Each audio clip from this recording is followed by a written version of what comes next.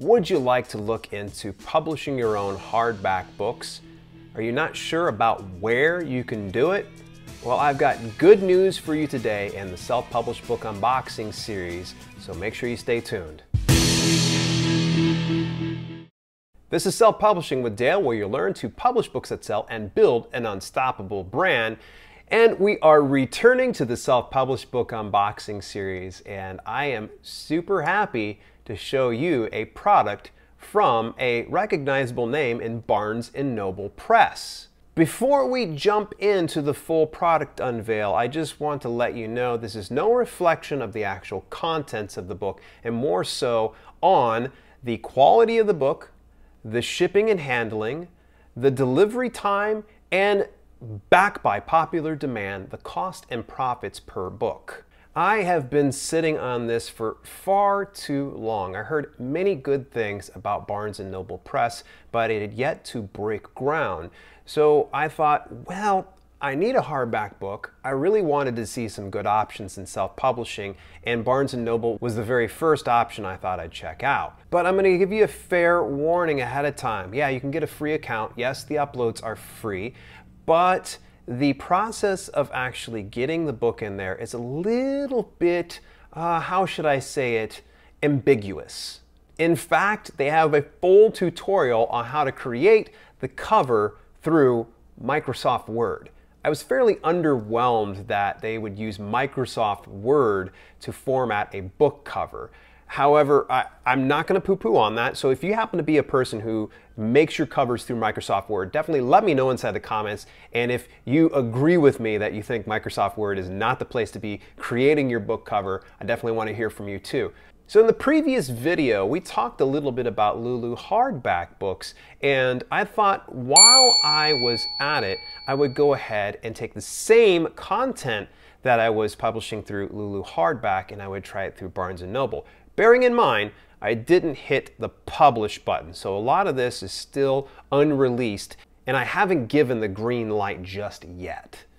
When it comes to quality, I have to say that it is second to none, and I'm going to just discuss here a little bit about some of the headaches, hassles, and horse manure when it came to formatting this. The interior was super simple to format, and literally all I had to do was take what I was utilizing for my paperback books and just put it on over in there. Now when it came to the actual cover, you can't simply just grab the paperback iteration and upload it there, or for that matter, stretch it. I tried, and every single time Barnes & Noble Press would reject the cover. They would reject it, and they would reject it, and they would give notes every single time that it was rejected, but I kept ignoring it until finally I said, all right, that's it. I got a hold of my cover designer and said, here are the specs. Can you take care of this? If you remember in the previous video about Lulu hardback, I did that before. As you may remember, in the Lulu hardback video, I talked a little bit about trying to utilize the paperback cover on a hardback, but the problem that we ran into was the title was going over here into the binding, so it kind of makes for an awkward look on the cover. Sure, it works on print paperbacks, but it doesn't work for hardbacks so much.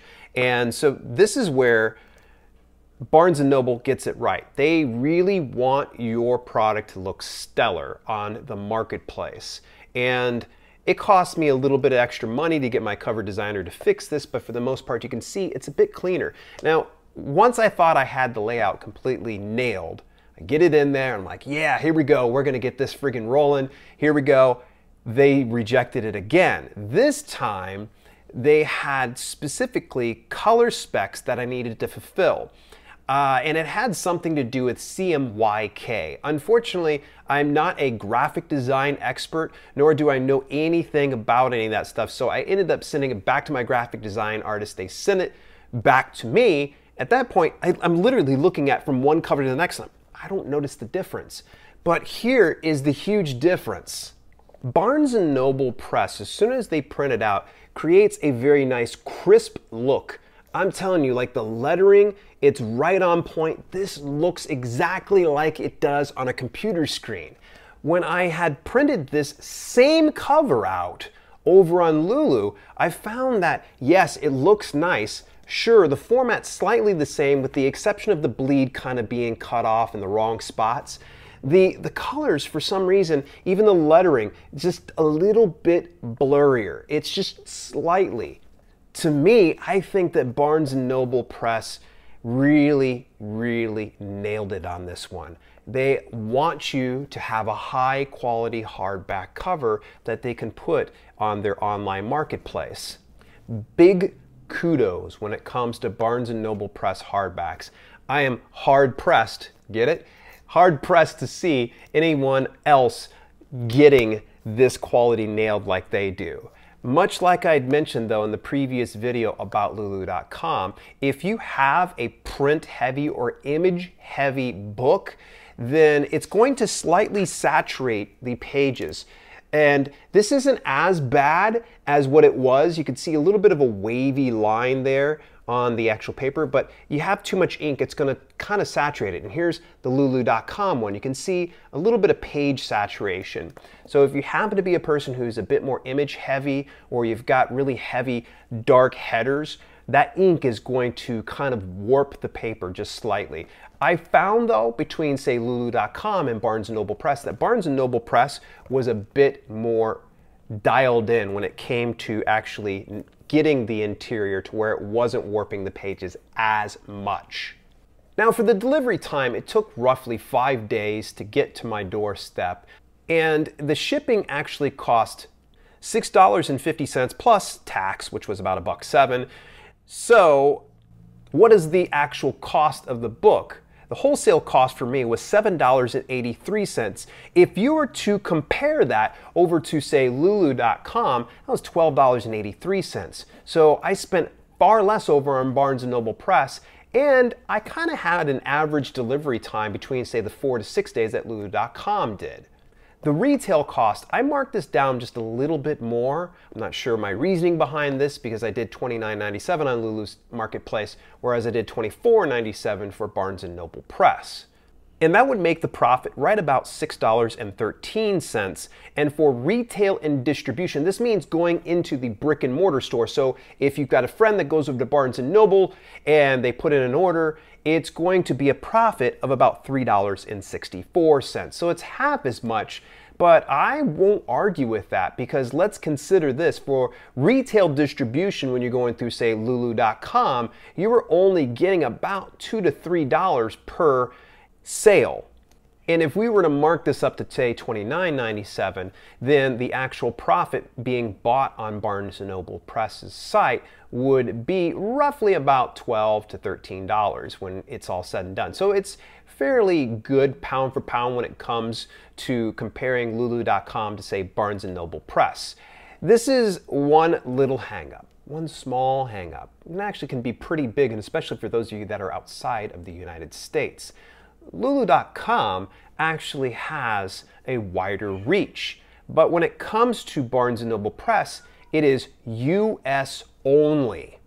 Now here's where the big golden banana sticker gets awarded to Barnes & Noble Press when it comes to shipping. The book came in a corrugated cardboard box with bubble wrap in the inside. I was over the moon to see my book being handled with care.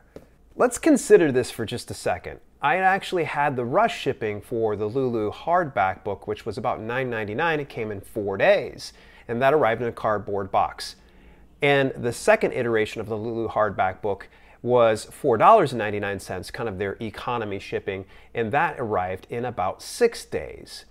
Now, let's go ahead and take a look. Hardback for Barnes & Noble Press, it was a bit more expensive for shipping and handling. Got here in 5 days, and for about $6.50, you didn't just get a corrugated cardboard box, but you got additional protecting the inside to make sure that this wasn't bouncing around in the boxing as it was being shipped. And this came flawless, mint condition. Super happy with Barnes & Noble Press. So once again, big golden banana sticker, Barnes & Noble Press. Just do us a small favor. Could you get distribution outside of the US? That would be a huge favor to all of us. And if you haven't done so already, I want you to go and take a look at a couple of the other hardback options, and this includes Lulu.com over in this video. So I'm gonna go ahead and I'll meet you over there. You see how it's cutting it off here at the title?